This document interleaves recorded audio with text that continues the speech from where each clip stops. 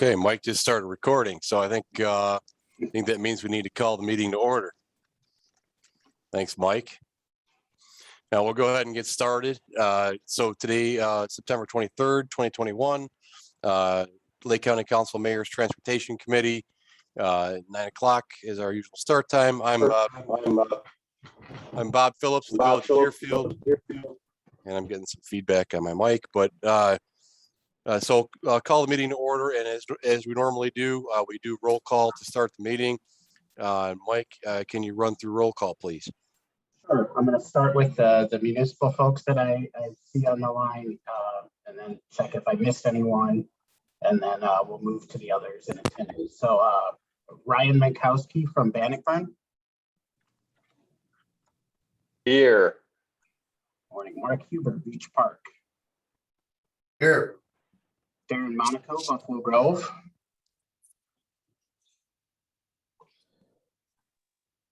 See Darren. No, Darren. Yes, I'm here, sir. Yes, sir. Kyle Johnson, Buffalo Grove. Here. Bob Phillips, Deerfield. Here. Kaylin Noonan, Fox Lake. Here. Heather Galan, Gurnee. Here. Erica Frabel, Hawthorne Woods. Morning. Here. Ramesh Kanapareddy, Highland Park. Here. Thanks, Mike. Jeff Hansen, Lake Bluff. Here. Byron Coots, Lake Forest. Here. Mike Brown, Lake Zurich.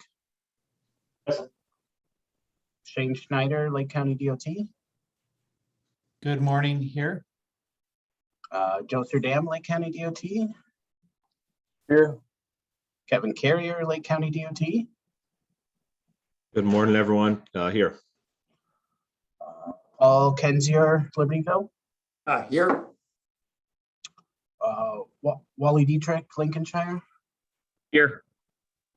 Gregory Jackson, Long Grove. Here. Ed Wilmus from North Chicago on. Steve Shields, Round Lake. Here. Scott Hiltz, Round Lake Beach. Here. Mayor Rybeck from Wadsworth. Here. Mayor McKinney from Zion. Here. Ray Roberts from Zion. Here. Did I miss any municipal representatives? All right, and then we also have Kama Dobbs from CMAP. Here. Kelsey Passion from the Tollway. Maybe not yet. Caitlin Renteria from Metro. Hi, good morning. Morning. And then we have Lee Fell. Here. Luke Schumacher. Here. Jim Tibble.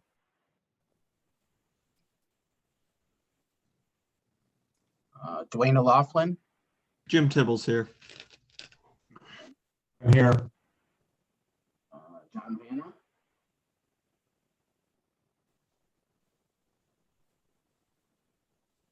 Dan Brinkman. Here. John Ambrose. Here. Scott Trubicki. Here. And Marie Higginson. Here. Is there anyone else that I missed? All right. John Vanna from Civil Tech, Mike. Hey, John, thank you. Good morning. Great. Thank you all. And welcome. We've got 36 participants here today. So a good showing. Second item on the agenda is approval of the minutes from July 22nd. We need a voice vote or a roll call vote on this. Mike, can you run the roll again? Yeah, I think we need a motion and a second. And then, That's right. Motion to. by McKinney. Second, Lake Zurich. Thank you. Any questions or comments on that? All right, Mike. all right. Bannockburn, Yes. Beach Park.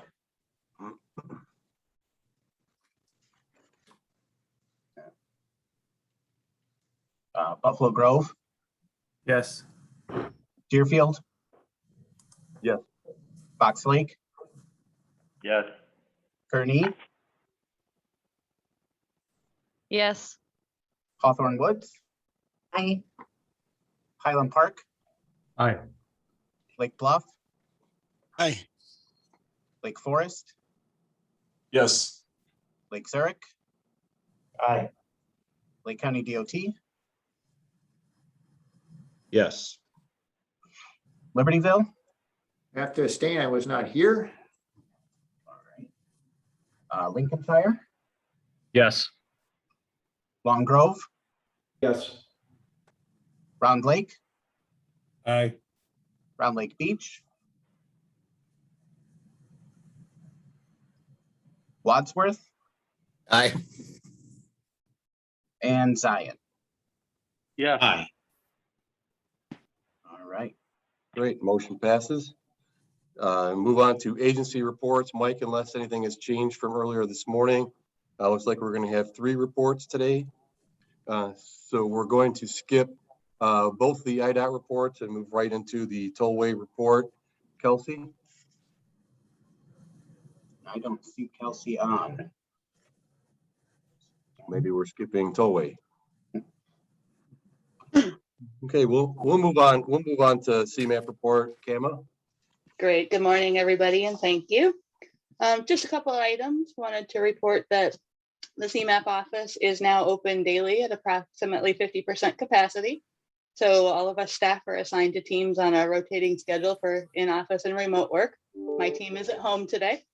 CMAP committee meetings are going to be held maybe in person or virtually, depending on the unique situations and requirements of the Open Meetings Act that applies to each individual committee. So we'll put those notices out with the committee agendas, whether those will be in person or virtual.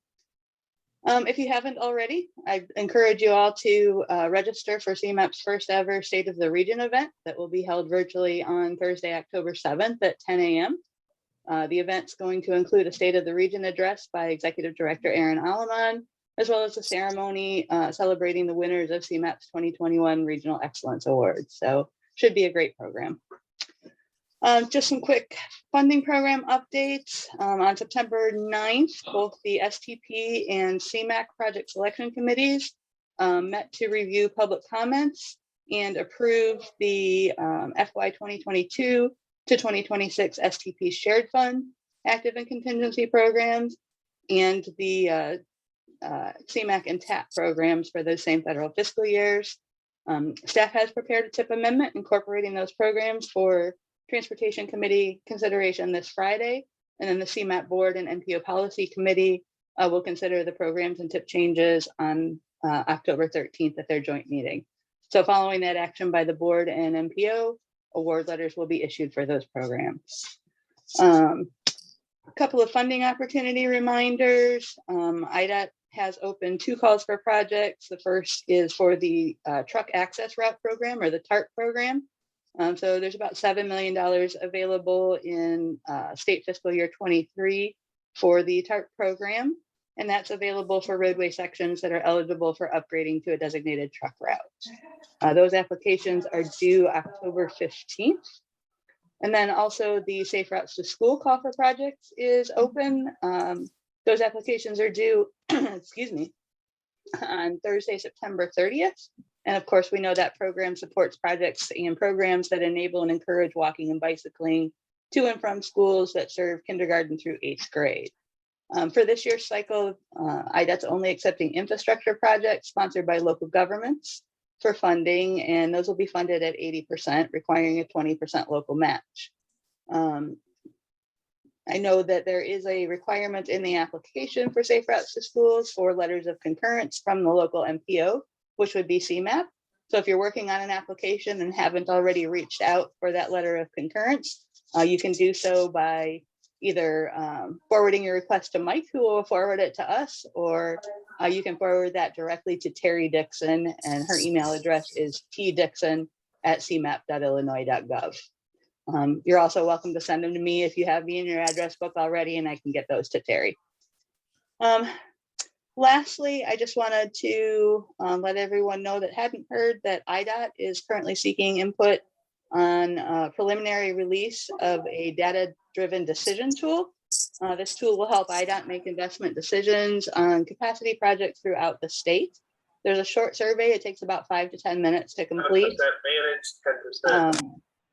That survey is going to ask you your preferences for what types of data should be used to as input into that tool, and which factors are the most important to you in selecting projects. So this is your chance to influence how IDOT selects projects going forward. So I'd encourage you to take that 5 to 10 minute survey. There's also an informational webinar that will be held to demonstrate an early version of the tool next Wednesday at 3. So please provide your input to IDOT on that data-driven decision-making. So that was all I had, unless there are questions regarding any CMAP business. Thank you, Kama. You're welcome. No questions. We'll move on to the Metro report. It looks like Rick Mack, I don't think is in the meeting, but I think Caitlin is in the meeting. Yes. Hi, good morning. I'm here. I have a pretty quick report to give you this morning. I wanted to quickly touch on ridership. From July of this year to August, we did see a 3.2% decrease in average ridership. We're sitting at about 24% of ridership compared to August 2019. We are contributing that to the onset of the Delta variant for COVID. We were seeing some increases and things seem to have kind of leveled off again. The last Tuesday, I believe that was the 13th, we did have our biggest high in ridership though, which was at 30%. So even though the average dipped a little bit, we are still seeing some higher ridership days. We are continuing to work with our partners downtown as well.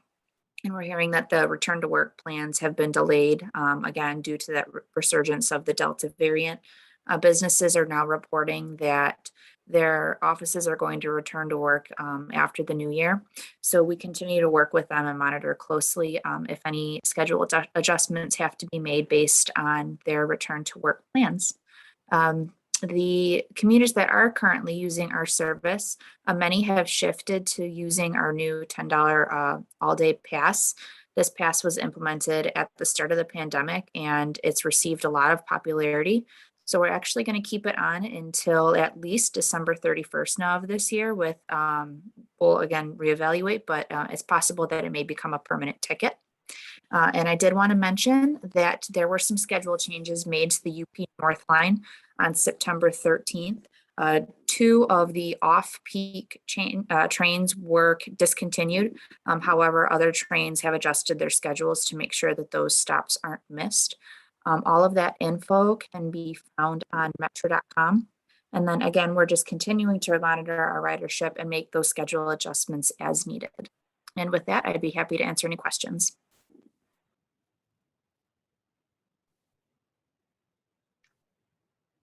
Thank you, Caitlin.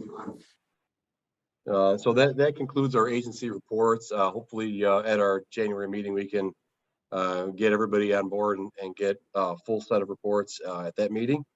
Otherwise, we'll move on to the current Lake STP program, and we have an update on the Lake STP program from Mike. Yeah, first I'm going to turn it over to Joe Serdam to talk about the quarterly status updates.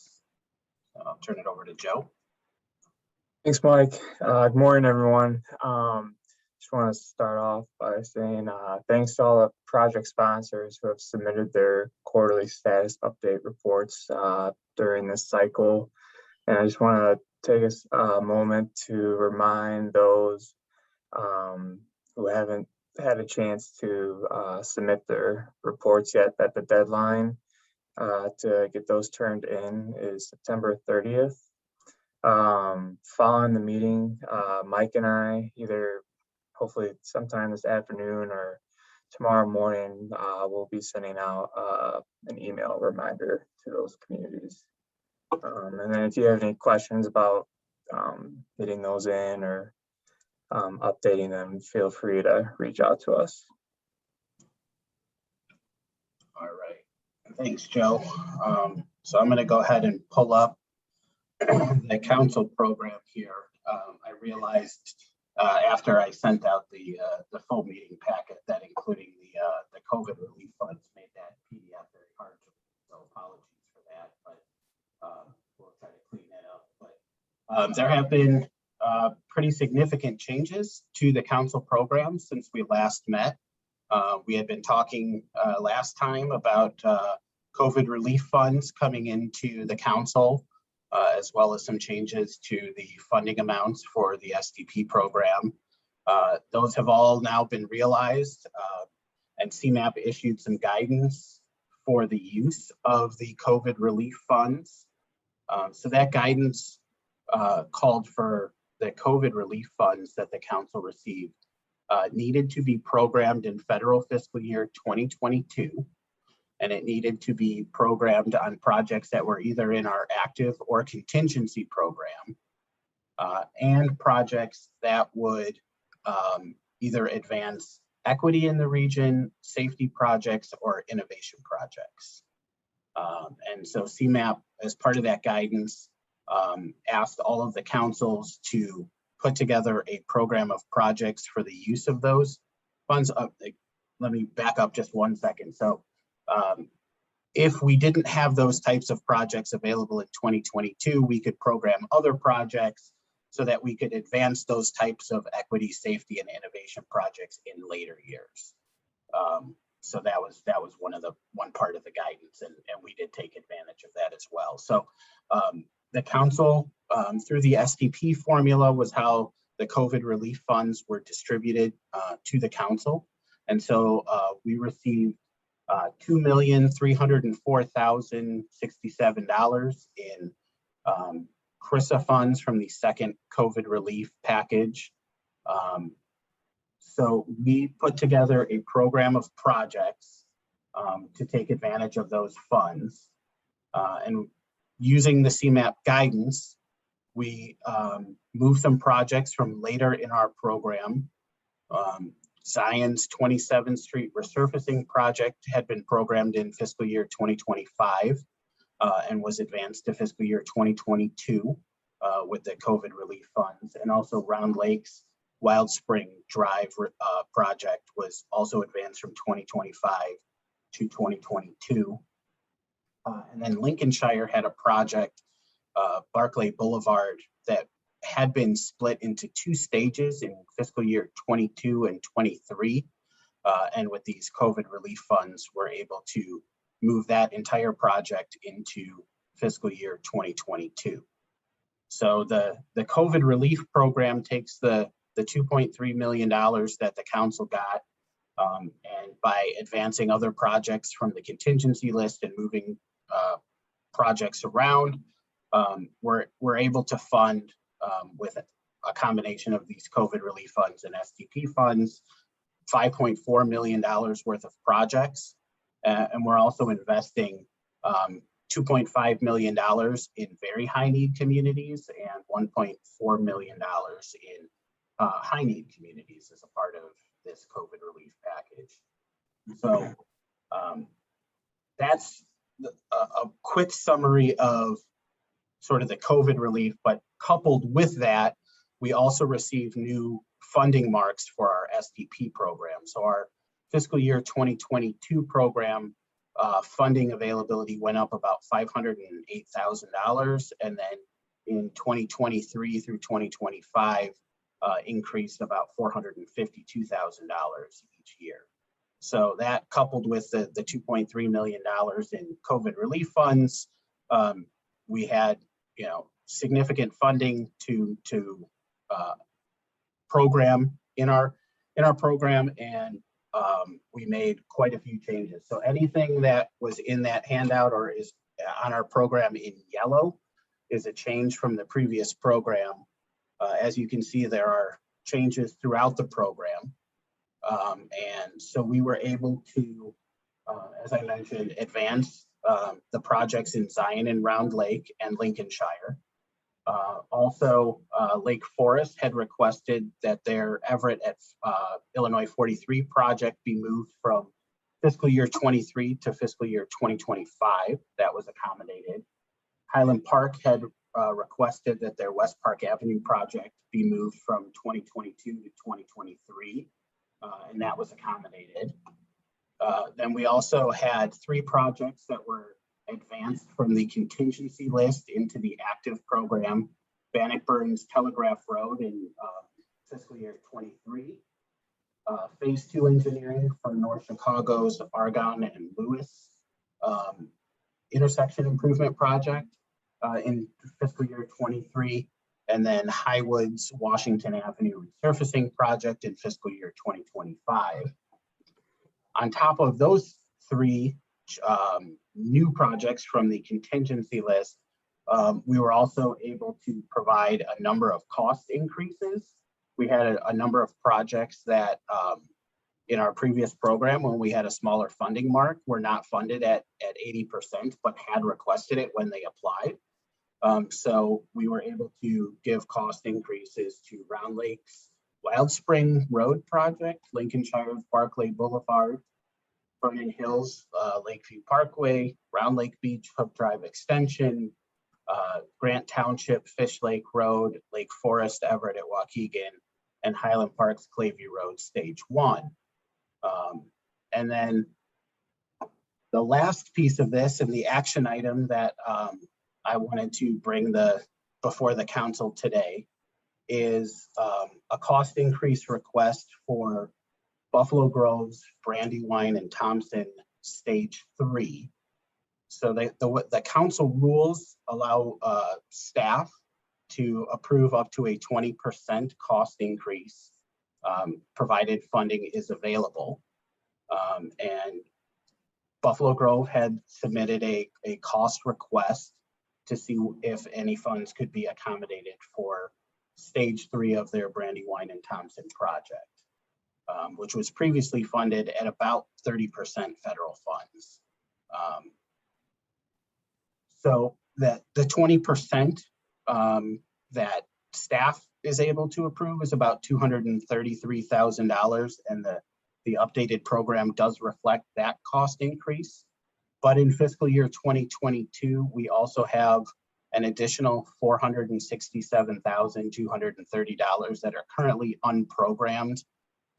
And based on current statuses, I think the best way for us to spend those funds is to consider giving those funds to Brandywine and Thompson Stage 3, which would put it at about 50% federal funding. It's still far short of the 80% cap that we have, but it would help reduce their local match. And so that would be my recommendation as staff, and that's the action item we have today.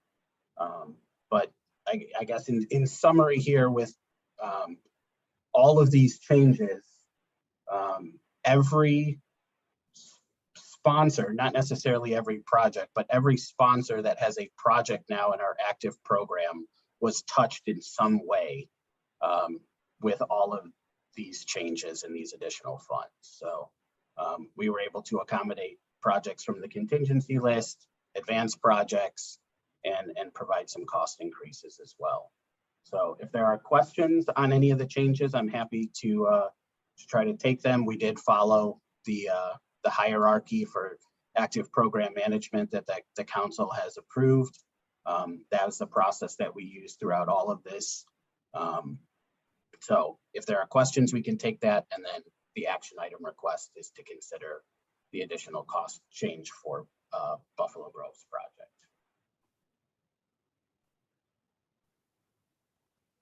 Sounds like the cost increase makes good sense, Mike. Nice thorough evaluation of that. Darren, or anybody from Buffalo Grove or your engineer, do you have any comments to add regarding the project? I don't have any. Kyle, do you want to say anything? We appreciate the consideration, the project being split over the program and the program change over the last 3 years of construction and going on about 7 now of program management. Overall, the project's been successful and has continually had bid savings and actual construction savings that have come back. And so had we been able to capture this as one whole project in 1 year, rather than the spacing of it, we would have been able to hit our mark. But based upon how the program changed in between all of this activity, this third phase has fallen off and kind of taken the bite of just the programming change, rather than the cost savings being applied across the project. And so the consideration to reapply some of those cost savings that have been in the program to this project is greatly appreciated. Good information. Thanks, Kyle. Does anybody have any questions? We have a motion for approval.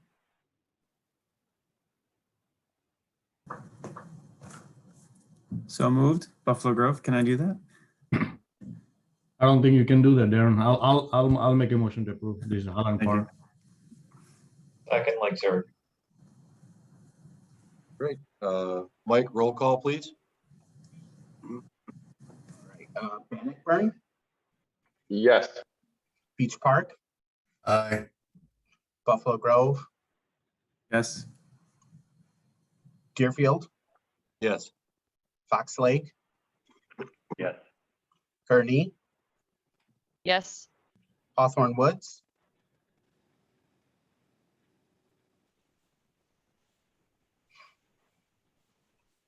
Maybe they Hawthorne don't what? like maybe they don't like Buffalo Grove, so that's all.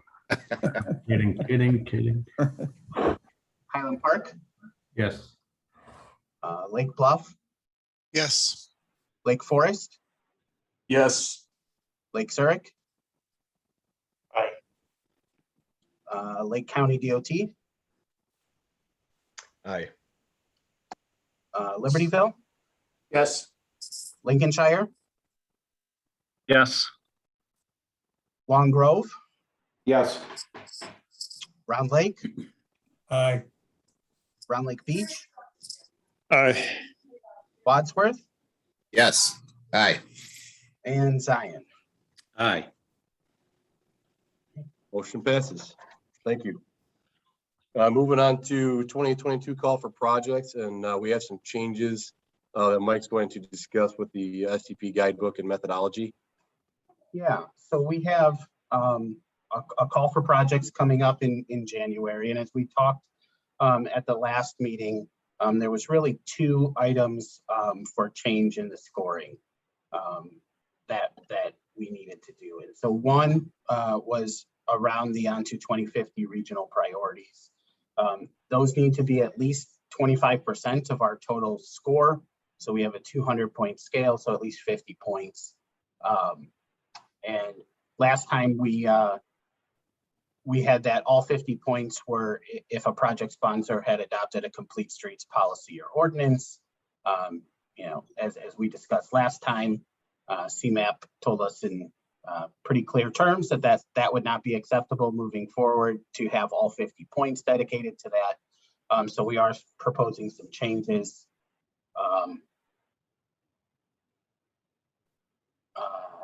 Let's see, we also have,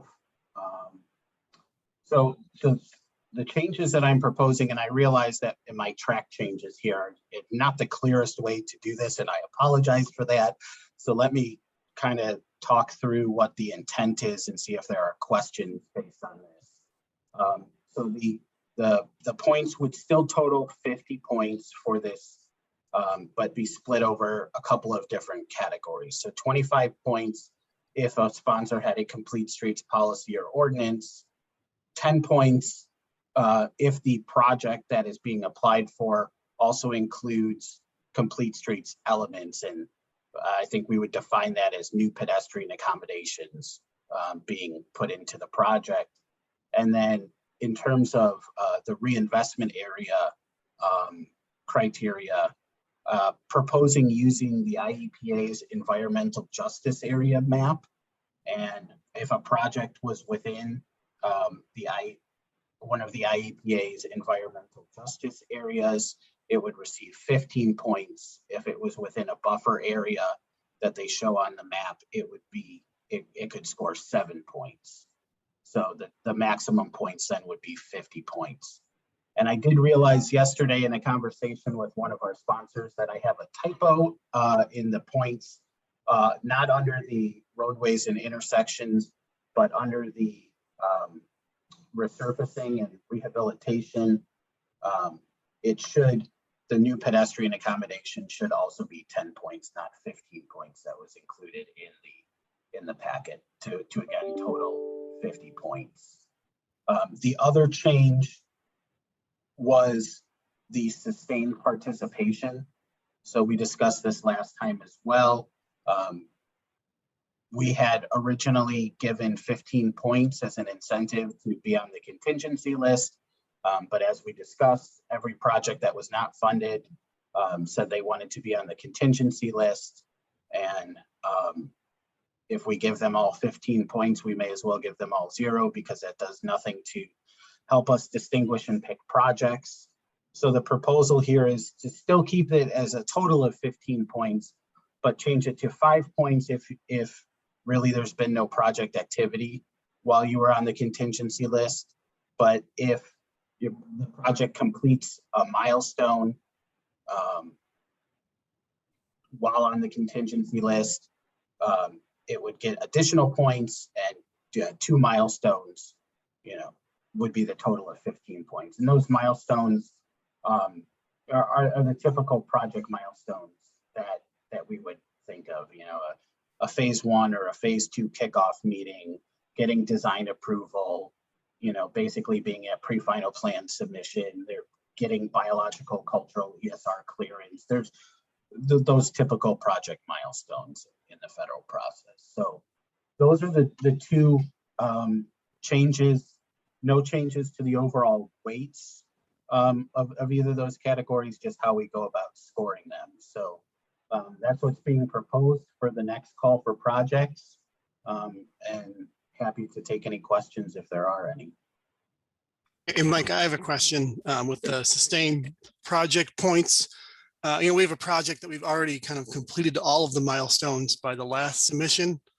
So I guess I'd hate to be pushed back in line a little bit because we had no more milestones to complete. Mm-hmm.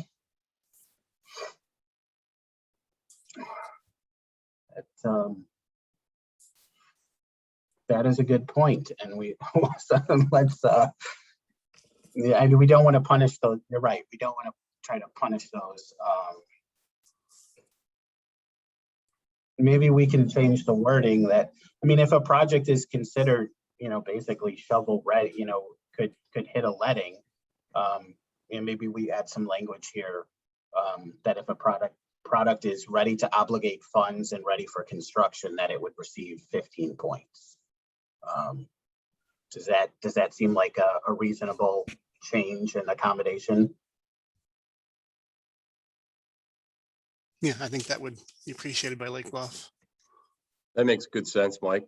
Yeah, thanks, Jeff. That is a good point, and quite honestly, not something I had considered. So I appreciate it. That's I think a good change. So we will make that edit.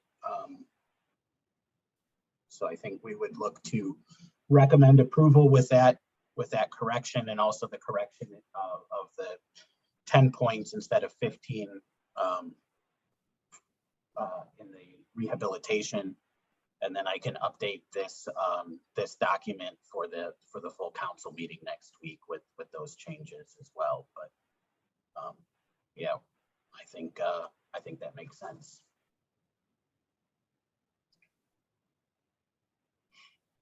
Any other comments or questions?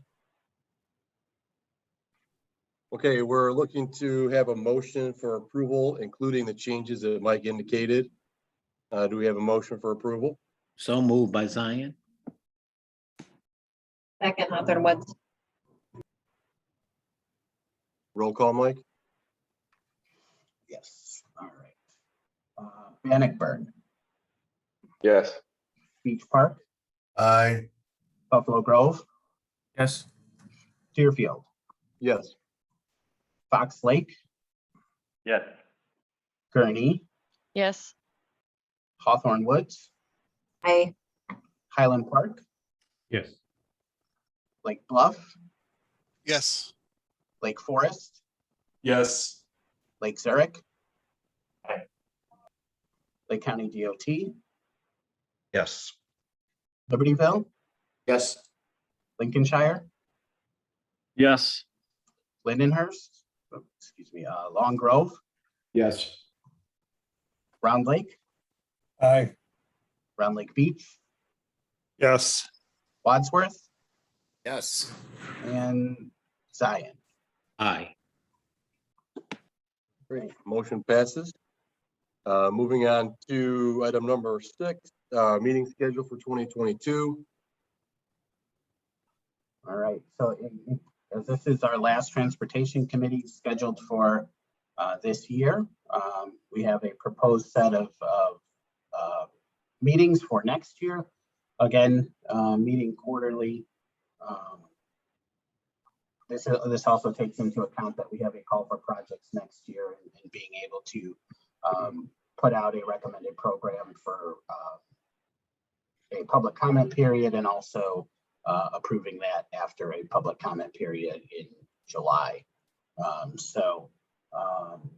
And as discussed last time, we will seek to continue having a virtual hybrid option. But as Kama discussed with the CMAT meetings, depending on the status of the Open Meetings Act, we may need to have an in-person quorum, but the conference room at DOT has been set up that I think we can do a pretty effective hybrid meeting if we wanted to continue to offer that in the future. So these are the proposed meeting dates. If there are any, concerns with any of them right now, let us know. Otherwise, we're looking to approve something, and then as always, we'll adjust if need be. Hey, Mike, that fall, that June to August, so is there a reason why that's that early, August 18th? Yeah, so it's because of the call for projects. So we'll have a call for projects that will open in January with applications be due in March. Then we'll score and rank those projects. We'll have a meeting in June to view a recommended program and then put it out for public comment through the month of July. And then a meeting in August to approve those so that they can then go through the CMAP committee structure with Transportation Committee and then ultimate approval in October through the CMAP Board and MPO Policy Committee. Oh, So sorry. it's a little bit different than our typical quarterly cycle because of that call for projects approval. Sure. So. No, thank you. Do we need to have another meeting in there somewhere to go over the approved program? So in June, it would be a recommended program that we would discuss and then put it out for public comment. And then August would be looking to approve that. Okay. Any other comments or questions on this? Do we have a motion for approval? So move. Allen Park. Second. Roll call, Mike? Who was the second? I'm sorry. Zion. Oh, thank you, Mayor. All right.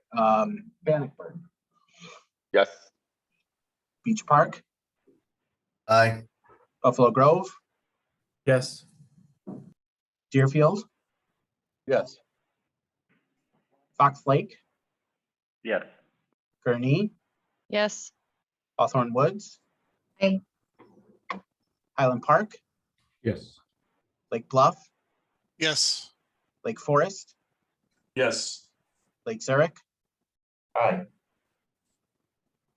Lake County, Yes. Libertyville, Yes. Nice. Oh, thank you for including me in this. This is gonna be fun. Lincolnshire, Yes. Long Grove, Yes. Round Lake, Aye. Round Lake Beach, Yes. Wadsworth, Yes. and Zion. Aye. Motion passes. Mike, do we have any other business to discuss? We have a few things, but Kama covered about half of them in her report from CMAP. So I'm going to let Joe give a brief update from PACE, and then I have a couple things to mention as well. Thanks, Mike. Yeah, so for PACE, PACE Suburban Bus, they have a lot of job opportunities available, and they just wanted us to spread the word that if you know of any friends or family members who might be interested in the transportation line of work, just to let them know that PACE is hiring right now. And to learn more about some of their positions, they have a lot of information available on their website.